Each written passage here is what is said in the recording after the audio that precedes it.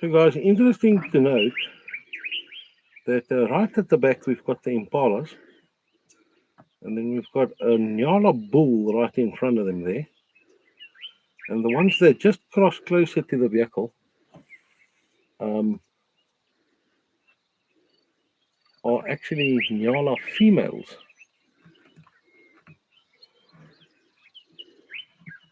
So a massive sexual dimorphism between the males and the females. So right in front there, we've got a Tony's getting the two Nyala females as they're walking away. Look a little bit like Bambi with the stripes.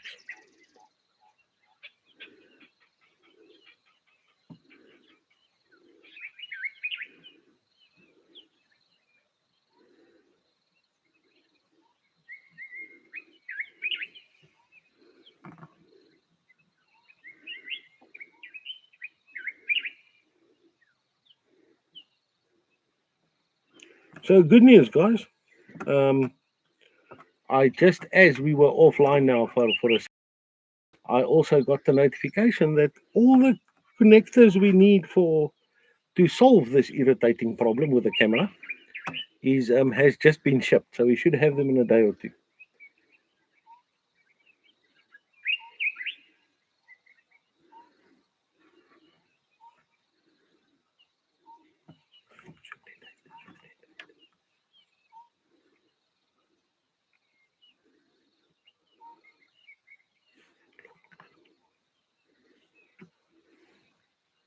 So now just to update you guys, if you were to come and spend some time on some Kanda, you can see some buildings in the background there. And that is actually the showers and whatnot for one of our camping sites. So this is Marula camping site. There is a water reservoir and a building with some showers and whatnot. And for the rest of it, it's pitch your tent and live in the wild. Proper wild camping.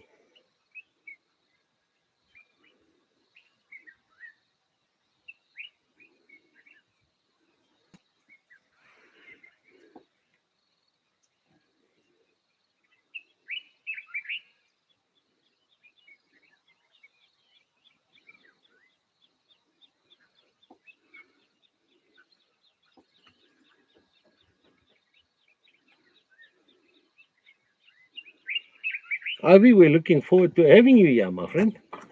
It's going to be a lovely Saturday night braai, that one.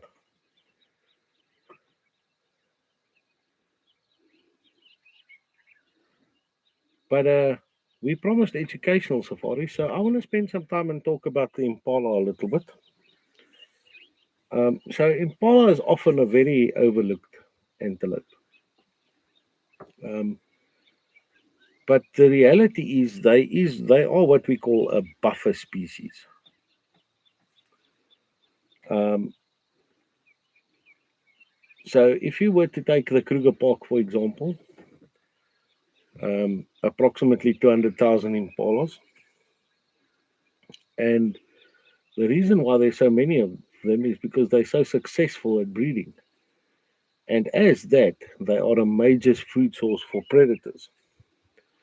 Now, none of the other antelope actually breed fast enough to supply the protein requirements of all the predators, which means that if you were to remove all the impalas, you would actually face ecosystem collapse, albeit over a couple of years or a couple of decades.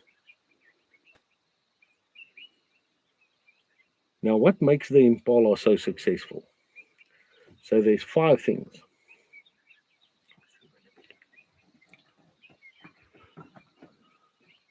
So I just want to get us zoomed in a bit closer on these impalas so you can see them better. There we go. So there are 5 things that makes the impala so successful. Number 1 is, do you notice they've got on the inside of the back leg and on the back they've got those black lines. Now it's actually very interesting how those lines assist them. Because when they stand in the sun, the black fur gets hotter than the rest of the animal. So all the ticks and parasites and whatnot congregate there. So it makes it easy to groom. The second thing that helps them being so successful is that they perform allo grooming. So in the hard to reach spaces, just like Oral-B toothbrush, they help each other. They groom each other. So allo grooming. The third thing that comes into play is if you look on the back legs, that male there with the horns, right on his back legs, there's two black bumps there just above the hooves. And those are metatarsal glands. Now, the name of the game out in the African savannah is survival. So when a predator approaches that herd, they will scatter. But every time they jump and they kick, those metatarsal glands release a scent. And if you're close enough, we can actually smell it. It smells a bit like rotten cheese. Um, and they use that scent trail to follow back so that the herd can form up to have safety in numbers as soon as possible after being scattered by a predator.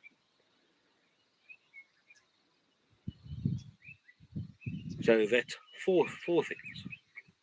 And the fifth one is called flooding the market. And we are just in time to show you that one this year. So the rutting season is fairly short. It takes place over about 2 to 3 weeks. And it stands to reason that when all the females get impregnated within 2 to 3 weeks, they will all give birth within 2 to 3 weeks once it's time to deliver.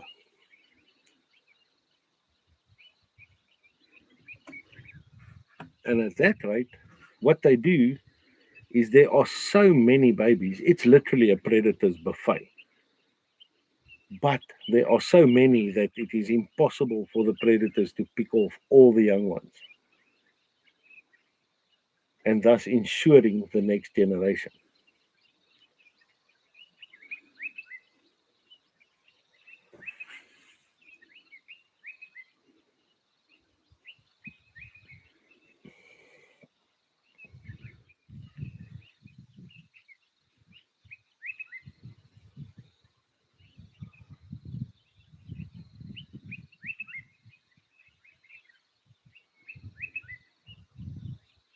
So the great thing about this setup we have here and about our approach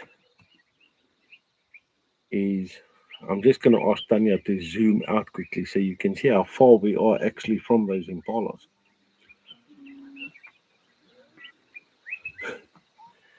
Amazing.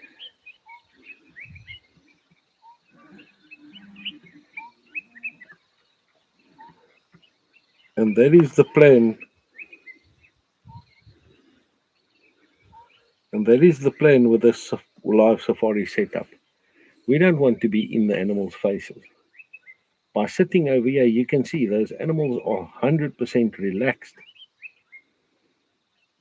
They're carrying on with their thing, they're eating.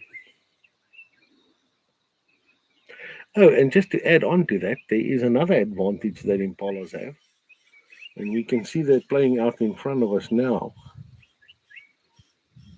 is that they do pretty well in droughts. And the reason for that is they're not picky eaters. So most of your prey animals will either be um, grazers or browsers. So they either eat leaves or they eat grass. These guys say, I'll have both, thank you. So when there's a food shortage, when they run out of leaves, they just carry on eating grass. When they run out of grass, they carry on eating leaves. And incidentally, the kudu has got the same ability, and to a certain extent, the nyala as well. But that is why you'll find when we go through these drought cycles, during dry times, The kudu and impala numbers actually go boom. They explode a little bit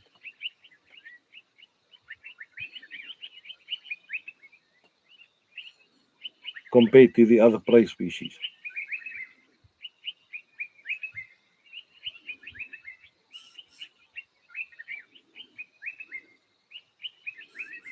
You can see that one on the far right of the screen is the one that just turned. When it was swinging its tail like that, you see that bright white under the tail. And that's a following mechanism, especially designed for the little ones.